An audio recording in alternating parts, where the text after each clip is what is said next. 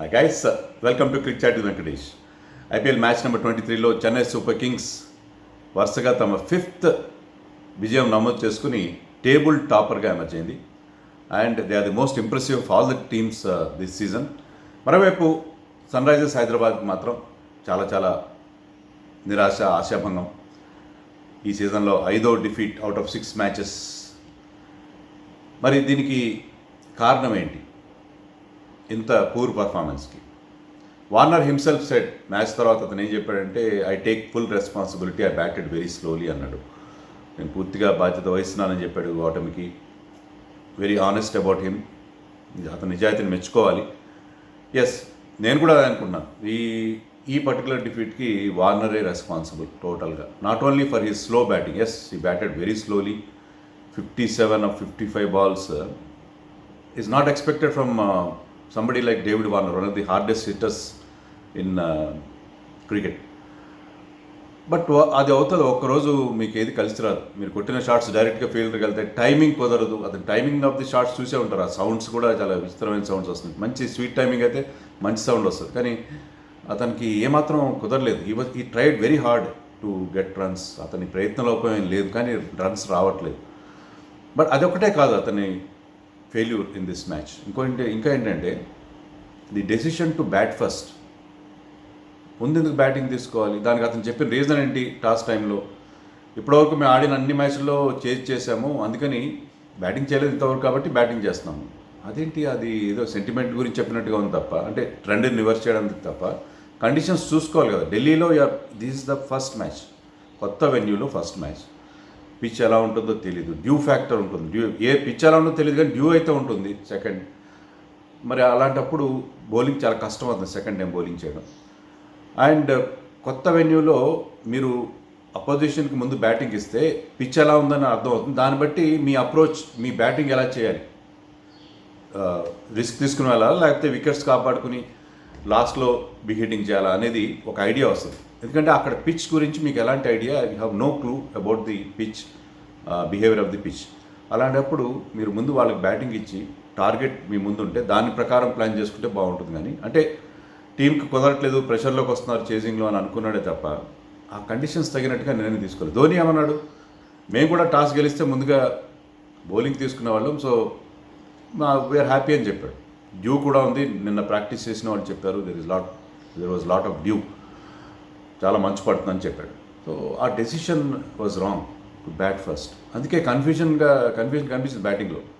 ఏం చేయాలో అర్థం కాలేదు. స్పీడ్గా వెళ్ళాలా, స్లోగా వెళ్ళాలా, అటు ఇటు కాకుండా 190, 200 చేయాల్సిన పిచ్ మీద 171 మాత్రమే చేయగలిగారు. ఇంకోటి ఏంటంటే నెంబర్ 3లో మనీష్ పాండేని ఆడించడం ఎందుకు? విలియమ్సన్ సూపర్ ఫామ్లో ఉన్నాడు కదా. లాస్ట్ 2 మ్యాచెస్లో మనీష్ పాండేని కూర్చోబెట్టినప్పుడు విలియమ్సన్ బ్యాటెడ్ నెంబర్ 3. మరి నెంబర్ 3లో అతను ఆడించుంటే డిఫరెంట్గా ఉండేదేమో. మనీష్ పాండే 132 స్ట్రైక్ రేట్తో బ్యాటింగ్ చేశాడు, బాగానే ఆడాడు, డెఫినెట్గా బాగా ఆడాడు. కానీ మనీష్ పాండే ఇన్నింగ్స్ గురించి మనం తర్వాత మాట్లాడదాం. బట్ నెంబర్ 3లో విలియమ్సన్ ఆడించడం అనేది కరెక్ట్ అయి ఉండదేమో. ఓకే, విలియమ్సన్ మిడిల్ ఆర్డర్లో కాస్త వీక్నెస్ ఉంది కాబట్టి విలియమ్సన్ అట్ నెంబర్ 4. అదే చెప్పాడు, విలియమ్సన్ బ్యాట్ అట్ నెంబర్ 4. ఎలాగైనా సరే విలియమ్సన్ 4లోనే బ్యాటింగ్ చేస్తాడని చెప్పి వార్నర్ మ్యాచ్ తర్వాత జస్టిఫికేషన్ కూడా ఇచ్చుకున్నాడు. బట్ విలియమ్సన్ నెంబర్ 3లో ఆడించుంటే డిఫరెంట్గా ఉండేదేమో match situation, because in great form. And ఇంకొక విషయం ఏంటంటే he did not employ attacking fields. 171 ఆ పిచ్ మీద సరిపోదు. పిచ్ అక్కడ స్పిన్నర్స్కి హెల్ప్ లేదు, ఫాస్ట్ బౌలర్స్కి ఎలాంటి సైడ్ వేస్ మూవ్మెంట్ లేదు. సో అలాంటి పిచ్ పైన, ప్లాసిడ్ వికెట్ పైన అటాకింగ్ ఫీల్డ్స్ పెట్టి ఏదైనా ట్రై చేస్తుంటే బాగుండేది, కానీ అలా ట్రై చేయలేదు. చేసుంటే డెఫినెట్గా అడ్వాంటేజ్ అయ్యేది, కానీ అలా చేయకపోవడం కూడా పెద్ద మిస్టేక్గా మనం చెప్పుకోవాలి. సో ఏ రకంగా చూసుకున్నా కూడా ఏ మాత్రం సరైన నిర్ణయాలు తీసుకోలేదు. ఎందుకంటే లాస్ట్లో మళ్ళీ స్లిప్స్ పెట్టాడు. లాస్ట్లో స్లిప్, తర్వాత లెగ్ స్లిప్ అలాంటివి పెట్టాడు, కానీ అప్పటికే సమయం మించిపోయింది. ఓపెనింగ్ పార్ట్నర్షిప్ చాలా పెద్ద 129 పార్ట్నర్షిప్ చెన్నైకి లభించింది. So I think the decision to bat first was definitely wrong. అలాగే మనం గత మ్యాచ్లో చూసాం, డీసీతో జరిగిన మ్యాచ్లో సూపర్ ఓవర్లో జానీ బేర్స్టోని పంపించకుండా తనే బ్యాటింగ్ వెళ్ళడం, ఫామ్లో లేకపోయినా, అది కూడా రాంగ్ డెసిషన్. సో వార్నర్ ఈ మ్యాచ్లో మనకి డెఫినెట్గా ఒక విలన్ లాగా కనిపించాడు. సో అతని డెసిషన్స్ మీద, ఎందుకంటే ఫామ్లో లేనప్పుడు డెసిషన్స్ కూడా సరిగ్గా తీసుకోలేరు క్యాప్టెన్స్. అన్ఫార్చునేట్లీ ఈ టోర్నమెంట్లో ఇద్దరు బ్యాట్స్మెన్ మనం చూసాం, ఇద్దరు క్యాప్టెన్స్, ఫారిన్ క్యాప్టెన్స్ చూసాం, ఇద్దరు కూడా ఫామ్లో లేరు. So they are also not taking proper decisions. So అది పరిస్థితి. ఇంకా మ్యాచ్ విషయానికి వస్తే బేర్స్టో ఎక్కువ సిక్స్లు కొట్టిన బ్యాట్స్మెన్ అందరికంటే ఈ సీజన్లో మంచి ఫామ్లో ఉన్నాడు. అతను తొందరగా అవుట్ అవడం అనేది పెద్ద set back. Manish Pandey started off well. అతను 2 మ్యాచ్ కూర్చోబెట్టడం మంచిదైంది. అంటే దానివల్ల అతను ఒక్కసారిగా అతను కొంచెం రోషం వచ్చినట్టుగా ఉంది. అందుకని బాగానే స్టార్ట్ చేశాడు, కానీ మళ్ళీ మధ్యలో ఒక స్లో అయిపోయాడు, మళ్ళీ చివరిలో మళ్ళీ పికప్ అయ్యాడు. వార్నర్ సరిగ్గా ఆడిన టైంలో మనీష్ పాండే మరింత ఇంపాక్ట్ఫుల్గా ఆడాల్సిన అవసరం కనిపించింది. వార్నర్ సరిగ్గా ఆడలేకపోతున్నాడు, సరిగ్గా టైం చేయలేకపోతున్నాడు బాల్ని. అలాంటి టైంలో he should have taken over the responsibility of being more adventurous. అంత అడ్వెంచరస్గా ఆడలేదు అతను. ఇంకా అడ్వెంచరస్గా ఆడి పెద్ద షాట్స్ కొట్టి ట్రై చేయాల్సింది. ఎందుకంటే ఆ పిచ్ అర్థమైపోయింది, పిచ్లో పెద్దగా బౌలర్స్ హెల్ప్ లేదు కాబట్టి ఈ నీడ్ ఏ బిగ్ స్కోర్. కానీ అలా చేయలేదు Manish Pandey. Manish Pandey 132 strike rate, good score of 60+ runs is fine, but not enough in the situation పరంగా అది కరెక్ట్ కాదు. మామూలుగా స్కోర్ బోర్డ్ చూస్తే ఓకే చాలా బాగుంది అనిపిస్తుంది, కానీ సిచ్యుయేషన్ పరంగా అది కరెక్ట్ కాదని అనిపించింది. ఇంకా అడ్వెంచర్, ఎందుకంటే బ్యాటింగ్ ఉన్న తర్వాత విలియమ్సన్ ఉన్నాడు, కేదార్ జాదవ్ ఉన్నాడు, విజయ్ శంకర్ ఉన్నాడు. కోర్స్ ప్రాబ్లం ఉంది, మిడిల్ ఆర్డర్లో ప్రాబ్లం ఉంది, కానీ అలాంటి సిచ్యుయేషన్లో మరింత తొందరపాటు, మరింత అర్జెన్సీ మనీష్ పాండే చూపించాల్సిన అవసరం ఉంది. అతను ఆడిన 50s కొట్టిన ప్రతిసారి, ఒక్కసారి మినహా ప్రతిసారి ఎస్ఆర్హెచ్ ఓడిపోయిందని చెప్పి సన్ రైజర్స్ ఫ్యాన్స్ ఒక సెంటిమెంట్గా ఫీల్ అవుతారు. అది సెంటిమెంట్ కాదు అది యాక్చువల్గా. ఎందుకంటే అలాంటి ఇంపాక్ట్ఫుల్ ఇన్నింగ్స్ ఆడట్లేదు అతను. 50 చేస్తాడు కానీ మ్యాచ్ని మొత్తం టీం వైపు తిప్పేంత ఇంపాక్ట్ క్రియేట్ చేయడు. అది అతనితో ఉన్న ప్రాబ్లం. అతను ఇండియాకి ఆడినప్పుడు 2016లో, అంటే లాంగ్ బ్యాక్, సిడ్నీ వన్డేలో 330 చేజ్ చేస్తున్నప్పుడు హీ స్కోర్డ్ 100, ఒక మ్యాచ్ విన్నింగ్ ఇన్నింగ్స్ ఆడాడు. అలాంటి ఇంపాక్ట్ఫుల్ ఇన్నింగ్స్ అతని నుంచి ఎస్ఆర్హెచ్ ఎక్స్పెక్ట్ చేస్తుంది, కానీ అలాంటి రావట్లేదు కదా. ఇంకా వార్నర్ విషయానికి వస్తే, వార్నర్ స్లోగా ఆడినప్పుడు తొందరగా అవుట్ అయిపోయి ఉండాల్సింది కరెక్టే, కానీ అతనికి భయం ఏంటంటే మిడిల్ ఆర్డర్ సరిగ్గా ఆడతలేదన్న భయంతో తను సరిగ్గా టైం చేయలేకపోతున్నా, బాల్ సరిగ్గా కొట్టలేకపోతున్నా కంటిన్యూ చేశాడు. చివరిలో ఎక్కడో చోట 4లు కొడతాను, 6లు కొడతాను అంటున్నాడు. లాస్ట్లో ఒక 2 6లు కొట్టాడు, కానీ అది కూడా that was not enough. So he took too much time. దానివల్ల ఏంటంటే విలియమ్సన్ వచ్చేసరికి he could play only 10 balls. ఆ 10 balls లో స్కోర్ 26 runs. అతని ఇంపాక్ట్ అనేది సో డిఫరెంట్ గేర్స్లో ఆడగలను నేను. నాట్ ఓన్లీ ఒక స్కిల్ఫుల్ ఇన్నింగ్స్ని బిల్డప్ చేసే ఇన్నింగ్సే కాదు, నేను లాస్ట్లో వచ్చే ఫినిషింగ్ టచ్ కూడా ఇవ్వగలని చెప్పి విలియమ్సన్ ప్రూవ్ చేశాడు. Hats off to that man, is in great form. అలాగే కేదార్ జాదవ్ ఫేస్ చేసిన 4 balls అయినా ఒక 4-6 కొట్టాడు. అది కూడా టీంకి ఒక మంచి పాజిటివ్గా చెప్పుకోవాలి. అతను మొదటి నుంచి ఆడించి అతని కాన్ఫిడెన్స్ ఇచ్చి ఉండాల్సింది. సరే లేట్గానే అతని టీంలోకి తీసుకొచ్చారు. అతని ఎక్స్పీరియన్స్ టీంకి ఉపయోగపడుతుంది. మిడిల్ ఆర్డర్లో మీరు యంగ్స్టర్స్ కంటిన్యూస్గా ఫెయిల్ అవుతున్నారు కాబట్టి you have to rely on experience. ఒక మ్యాచ్లో కాకపోయినా ఒక మ్యాచ్లో అయినా give them a long run, definitely they will come up with good performances. So 171 was not going to B enough. Chennai batting start చేసినప్పుడు మరి పిచ్లో ఎలాంటి హెల్ప్ లేదు కాబట్టి అక్కడ బౌలింగ్లో చూస్తే Sandeep Sharma was steady, nothing more than that. Siddharth Kaul and Khaleel are not going to trouble them. So వాళ్ళు చాలా కూల్గా స్టార్ట్ చేశారు. Du Plessis in terrific form, orange cap కూడా అతనికే వచ్చింది. అతని స్ట్రైక్ రేట్ 140 అండ్ ఆల్రెడీ 6 matchesలో 350s. అంటే చెన్నై సక్సెస్ స్టోరీలో అతను one of the key members. So అతను is batting like a dream. These 140 strike రేట్తో అతని ఏజ్లో, ఇప్పుడున్న పరిస్థితుల్లో అతను ఆడుతున్న తీరు చూస్తుంటే last season also did really well. So du Plessis form, అలాగే రుతురాజ్ గైక్వాడ్ కూడా 3 matches ఫెయిల్ అయినా ధోని అతన్ని కంటిన్యూ చేశాడు. సో దాన్ని అతను ఆ రిజల్ట్స్ ఇస్తున్నాడు. సో ధోని చేతిలో పడితే ఎవరైనా అతని దగ్గర నిజంగా ఆల్కమీ ఏదో తెలుసు, ప్రతిదాన్ని బంగారంగా మార్చే ఆల్కమీ అతనికి ఖచ్చితంగా తెలుసు. సో రుతురాజ్ గైక్వాడ్ ఇప్పుడు people are talking about why not Ruturaj for India అని చెప్పి అలాంటి బ్యాటింగ్ చేశాడు. ముఖ్యంగా he batted very well against స్పిన్నర్స్ని. సుచిత్ని అయితే తెగ బాధేశాడు సుచిత్ బౌలింగ్లో. బట్ రషీద్ ఖాన్ బౌలింగ్లో కూడా అతను బౌండరీలు కొట్టడం. రషీద్ ఖాన్కి 3 wickets వచ్చినా అతను ఎప్పుడు ఇవ్వని రన్స్ ఇచ్చాడు ఈ టోర్నమెంట్లో.